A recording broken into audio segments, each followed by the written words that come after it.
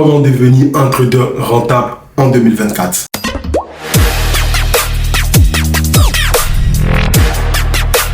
Sur Instagram, je reçois pas mal de messages des personnes me demandant comment devenir un trader rentable. Ces personnes-là s'interrogent sur les raisons de leur trade perdant. Ils comprennent pas pourquoi à chaque fois qu'ils prennent un trade, ils sont tout le temps perdants. Ensuite, je reçois pas mal de messages des personnes qui me demandent avec combien débuter en trading. Donc, soit il y a des personnes qui veulent débuter avec un capital de 1000 euros, 5000 euros, etc. Le premier conseil que je peux te donner en tant que trader professionnel est de te former et de trouver un mentor. Et lorsque tu apprends à trader, il faut toujours commencer en compte de mots et tester plusieurs fois ta stratégie avant de commencer en compte réel. Mais tu as certains traders qui préfèrent, eux, commencer directement en compte réel, prendre les signaux des premiers traders à venir sur Instagram, sur YouTube, sur Telegram, et ça, c'est vraiment du n'importe quoi. Faut que vous preniez le trading au sérieux. C'est un métier et c'est pas un jeu de hasard. Donc, faut bien se former avant de se lancer sur le marché financier. Et en parlant de formation, je t'invite à regarder mes formations sur YouTube qui sont totalement gratuites. Tu auras des notions sur le marché financier. Je serai ton mentor. Je vais t'accompagner tout au long de ce programme. Ensuite, deuxième notion qui est importante lorsque tu te lances en trading, c'est de s'intéresser à l'économie d'un pays.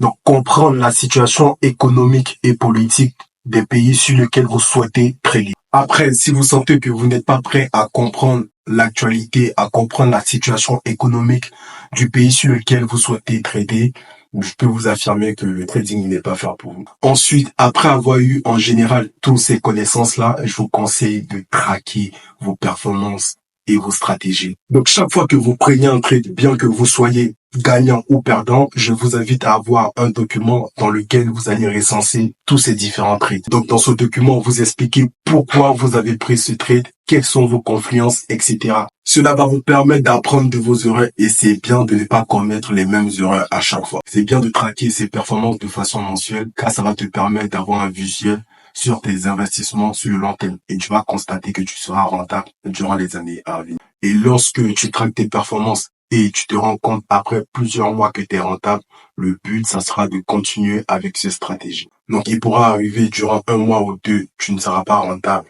Mais le but, ça sera de continuer avec ta stratégie et de t'améliorer de temps en temps afin de pouvoir être rentable durant les années à venir. Ensuite, il faudra apprendre à savoir gérer ses émotions. C'est vraiment, vraiment important. Donc, en tant que trader, tu seras amené à être pédant durant un trade. Je prends un exemple. Admettons, tu mises 1000 euros sur un trade et tu te rends compte que tu as un perte de 900 euros. Par panique, tu décides de déplacer ton stop loss et au final, tu te rends compte que après avoir déplacé ton stop loss, le trade, il part en ta faveur. Mais t'as perdu comme ça. Donc, faut prendre le temps de savoir gérer ses émotions afin de pouvoir être rentable et c'est vraiment important. Ensuite, la troisième notion, c'est la patience. Donc, lorsque tu constates que en trading, ta stratégie ne se dessine pas sur le graphique, ça sert à rien de forcer.